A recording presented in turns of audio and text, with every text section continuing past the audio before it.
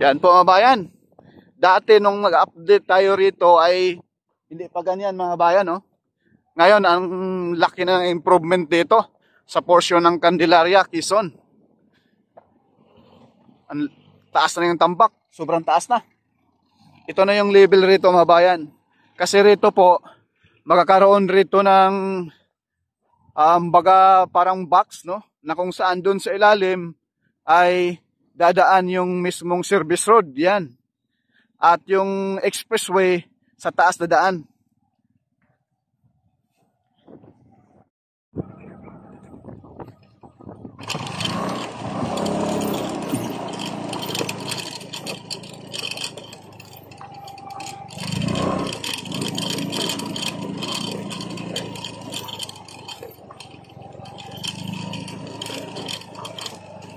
Ang lapad na po rito mga kabayan, no? Ito na yung portion ng Candelaria, Quezon. Yan, napakalapad na. Nung unang update natin rito mga kabayan, itong poste na ito, dito may bahay rito sa gitna. Yung na-upload natin dito mga kabayan. Pakitingin na lang po ninyo yung ating upload dito sa Candelaria area. Ayun dito, dito mismo, ito. Mayroong bahay rito. Ngayon wala na, tanggal na.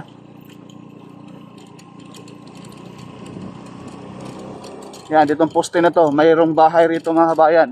Kasi rito service road. Napakalapad na. At dito sa gitna po mga kabayan, mayroon na siyang marker, no? Ayan, marker na po yan. Ibig sabihin dito po yung pinakagitna at both side yan ay yan na po yung lapad niya. Paki-subscribe naman mga kabayan sa ating YouTube channel, no? Porca Studio. At paki-hit na rin po yung notification bell, yung all, upang lagi po tayong updated pag may mga bagong videos tayong i-upload dito po sa South Luzon Expressway Toll Road 4, Candelaria, Quezon, mga kabayan. Ang bilis po ng progress dito sa area mga kabayan. Pasupport naman mga kabayan, wag po tayo mag-skip sa ads. Napakalaking tulong na po yan sa ating pag-vlog mga kabayan. Sa panonood, sa inyong panonood po na hindi kayo mag-skip ng ads. Paki-share na rin po yung ating mga upload mga bayan, no? Ayan po mga kabayan, dito sa area ng Candelaria, talagang nilawakan na ng husto. Ang lapad na po nito mga kabayan, no? May pangalawang patong na rin po ito. Medyo mataas-taas na rin po yung patong. Yan, no, sa area na yan. Yung may poste na yan. Dati po may bahay dyan, no? Tanggal na siya, no? Ayan po, diretso na po yan doon sa papuntang Chaong. Next, puntahan natin mga bayan yung barangay Anastasia, no? Chaong, Quezon.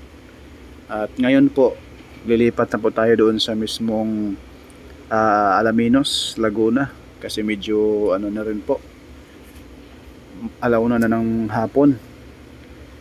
Bibiyahe pa tayo medyo 2 oras mula rito sa Candelaria, papunta doon sa mismong Alaminos. Sana walang traffic ngayon mga bayan para makapag-vlog din po tayo doon sa Alaminos, Macban ng heavy equipment.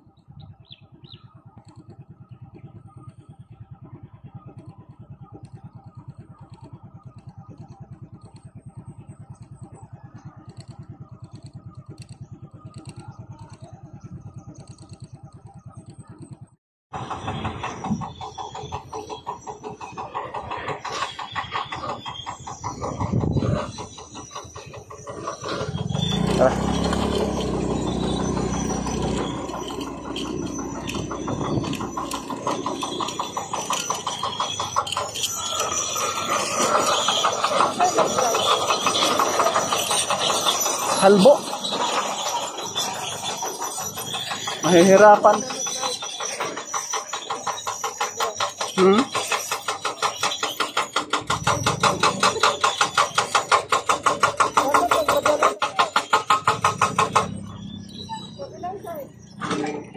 Bawal tayo, palayasin tayo ng ano dito.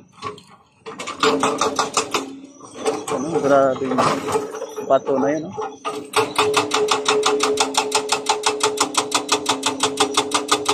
Sulod na sulod, eh.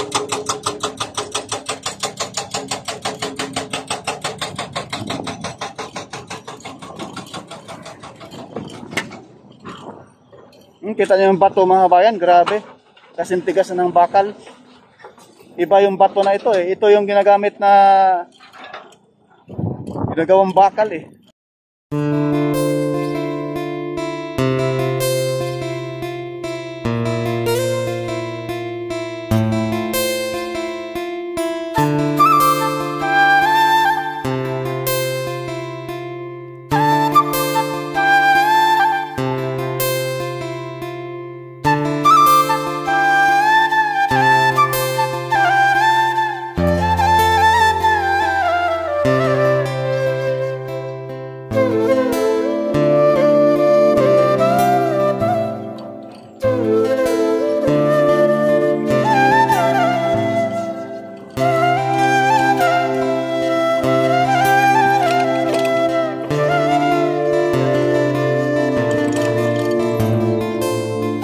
Baba ka muna.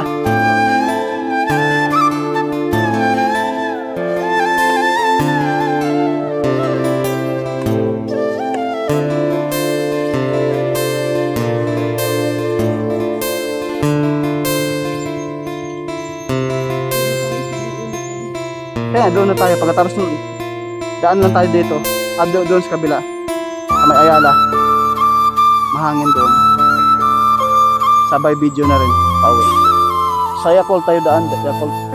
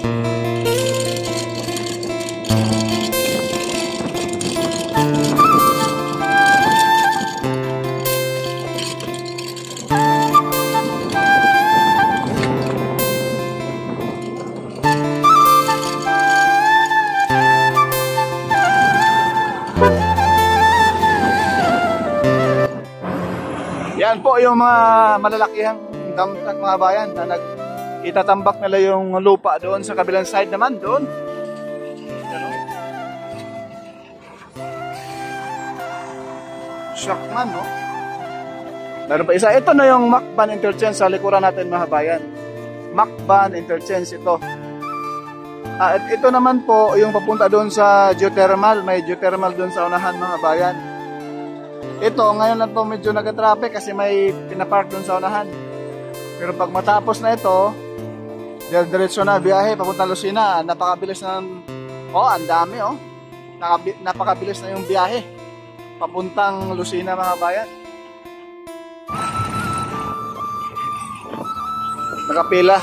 Kasi itong mga buhangin na yan, itatambak doon sa mismong yung may bundok doon. Yan, like and share po tayo. Salamat. Hanggang dito na lang po muna ang ating update mga bayan mula sa Candelaria papunta rito sa Alaminos, Macban, Laguna.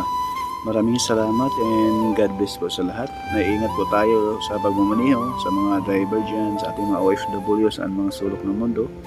Isang mapagpalang hapon po sa ating lahat. God bless po. Shout out kay Ma'am Lisa Torres, Ma'am Ami Camp.